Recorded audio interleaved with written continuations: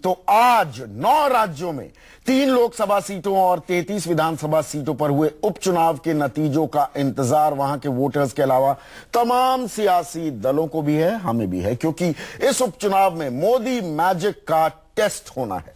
लोकसभा चुनाव में बीजेपी की शानदार जीत के बाद ये उपचुनाव नतीजों के लिहाज से बहुत अहम है। रुझान आने शुरू हो गए हैं और सबसे बड़ा उलटफेर उत्तर प्रदेश में नजर आ रहा है। यहां की 11 सीटों में से 8 सीटों पर 11 में से 8 पर समाजवादी पार्टी के उम्मीदवार आगे चल रहे हैं। लेकिन फिर बता दूं, अभी ये रुझान है, ये नतीजे नहीं है। तस्वीर बदल भी सकती है, लेकिन बड़ा झटका लगता दिख रहा है।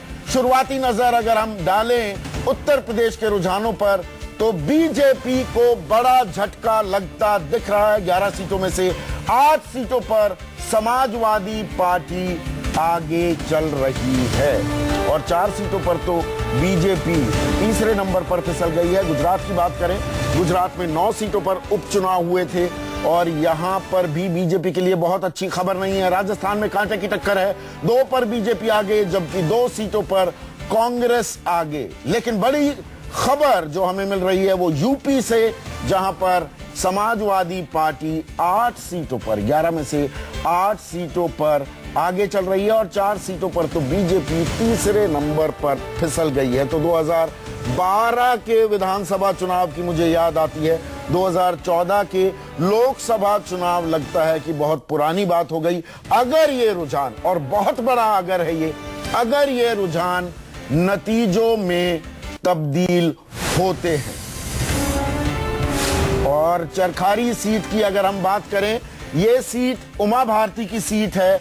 यहां पर बीजेपी तीसरे नंबर पर फिसल रही है। यहां पर कप्तान सिंह आगे चल रहे हैं, समाजवादी पार्टी के उम्मीदवार हैं। जबकि वडोदरा की बात करें, 3 लोकसभा सीटों पर भी चुनाव चल रहे हैं। वडोदरा में बीजेपी आगे, जबकि अगर हम मैनपुरी की बात करें, जो हमें रुझान मिल रहे हैं, वहां पर तेज प्रताप यानी कि समाजवादी पार्टी के उम्मीदवार आगे चल रहे हैं। और मेडक में, तेलंगाना में भी उपचुनाव हो रहे हैं लोकसभा के।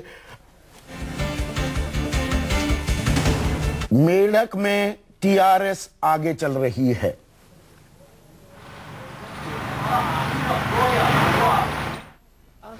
ऐसी कोई भी पार्टी और सरकार 100 दिन के अंदर ही डिस्क्रेडिट हो जाए, उसकी साख खत्म हो जाए, उसका विश्वास उठ जाए, ये उत्तर प्रदेश में उपचुनाव, ऐसी कोई भी पार्टी और सरकार 100 दिन के अंदर ही डिस्क्रेडिट हो जाए, उसकी साख खत्म हो जाए, उसका विश्वास उठ जाए, ये उत्तर प्रदेश में उपचुनाव का एक बड़ा नतीजा आया है, बड़ा उदाहरण है। उत्तर प्रदेश की जनता का, मतदाताओं का, जहाँ जहाँ चुनाव हुआ है वहाँ के मतदाताओं का हम आभार व्यक्त करते हैं। ये लोकतंत्र की जीत है, ये सामाजिक सद्भाव की जीत है, ये समाजवादी सरकार की जीत है, ये नेताजी और मुख्यमंत्री जी की जो विकास की नीतियां हैं और धर्मनिरपेक्ष नीतियां हैं, ये उनकी जीत है। हम उन मतदाताओं का बहुत आभारी हैं और हम चाहते हैं कि उत्तर प्रदेश में जिस तरह की सरकार चल रही है, जनता ने अपना विश्वास को मजबूत किया है।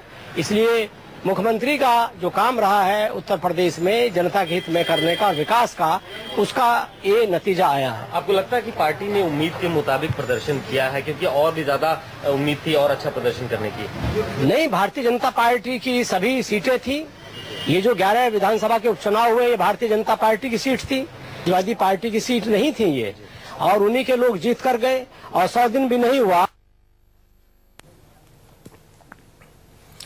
तो अब उत्साह दिख रहा है। जो लोग जिन्होंने चुप्पी साध ली थी, मौन व्रत धारण कर लिया था 2014 के लोकसभा चुनाव के बाद, अब उत्साहित दिख रहे हैं।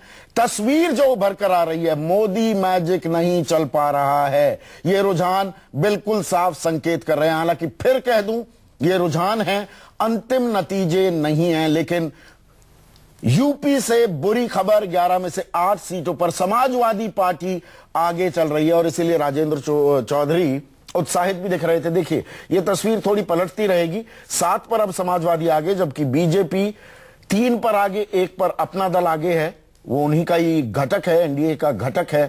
तो 7 जमा 4, 11 सीट समाजवादी आगे चल रही है। मोदी मैजिक चल पाया क्या? ये ध्रुवीकरण की राजनीति चल पाई क्या? इस पर हम चर्चा करेंगे। लेकिन अली अनवर वरिष्ठ नेता हैं जेडीयू के, पटकनी दी थी बीजेपी को, वहां जो उपचुनाव हुए थे वो क्या कह रहे हैं, वो भी उत्साहित ही होंगे, सुनिए।